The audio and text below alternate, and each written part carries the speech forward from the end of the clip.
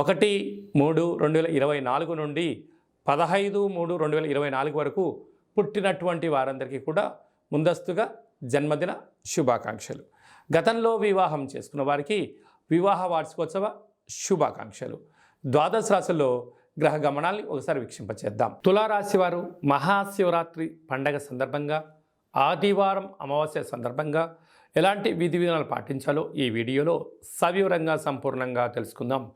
తులారాశిలో ఏ నక్షత్రాలు వస్తాయనగా చిత్తా నక్షత్రంలోని 3వ పాదం, 4వ పాదం, స్వాతి నక్షత్రంలోని 4 పాదాలు, విశాఖ నక్షత్రంలోని 1, 2, 3 పాదములు కలిపితే తులారాశి. చాలామందికి పుట్టినటువంటి కాల సమయంలో డేటా ఆఫ్ బర్త్లు లేనటువంటి కారణం వలన పేరు యొక్క మొదటి అక్షరాన్ని అనుసరిస్తూ ఆ రాశిని తెలుసుకునే ప్రయత్నం చేద్దాం. అవి ఏ అక్షరాలు అన్నట్లయితే రా, రీ, శ్రీ, రు, రే, రో, తా, తి, తు, తే అక్షరాల వారందరూ కూడా తులారాశి జాతకులు. తులారాశి యొక్క అధిపతి శుక్రుడు.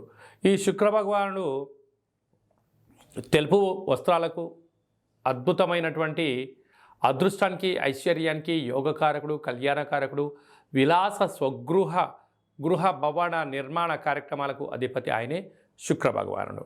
వీరికి అర్ధాష్టమ కుజుడు, అర్ధాష్టమ శుక్రుడు, పంచమంలో రవి, బుధ, శని, 6వ స్థానంలో రాహు, 7వ స్థానంలో గురువు, వ్యయంలో లాభంలో విశేషమైనటువంటి కేతు ఉండడం వలన చిన్న చిన్న విషయాలలో ఆచితూచి నిర్ణయం తీసుకోవడం, చాలా సున్నితమైన స్వభావం కలిగి ఉండడం, ఏదైనా ఒక పని చేసేటప్పుడు నిర్దిష్టమైన సమయ సందర్భాలను నిర్దేశించుకొని ఒక ప్రణాళికాబద్ధంగా ముందుకు వెళ్ళడంలో తులారాశి జాతకులు ముందు వరుసలో ఉంటారు. కాకపోతే ఎవరైనా ఏదన్నా వీరు చేసేటప్పుడు ఆటంకాలు ఏమైనా చెప్పినట్లయితే అది ధర్మం అనిపిస్తే వీరు స్వీకరిస్తారు, అధర్మం అనిపిస్తే వీటిని వ్యతిరేకించే పరిస్థితి కూడా అధికంగా ఉంటుంది.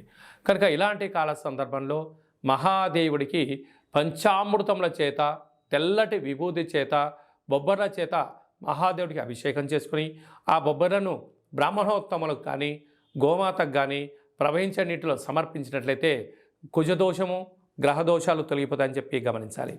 ఆదివారం అమావాస్య సందర్భంగా తెల్ల జిల్లేడు వృక్షం దగ్గర తెల్లటి పుష్పాల చేత అభిషేకం చేసుకోవడం, అలాగనే కాళభైరవ స్వామి వారికి కూష్మాండంలో దీపాన్ని పెట్టడం, కాళభైరవ హోమంలో పాల్గొనడం వలన నరదృష్టి, శత్రు ప్రభావాలు కూడా తొలగిపోతాయి.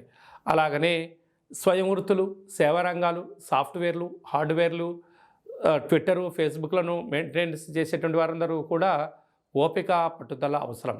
భవన నిర్మాణ కార్యక్రమాలు చేసేవారు, వ్యవసాయ సోదరీమణులకు చాలా యోగదాయకం అని చెప్పి గమనించాలి.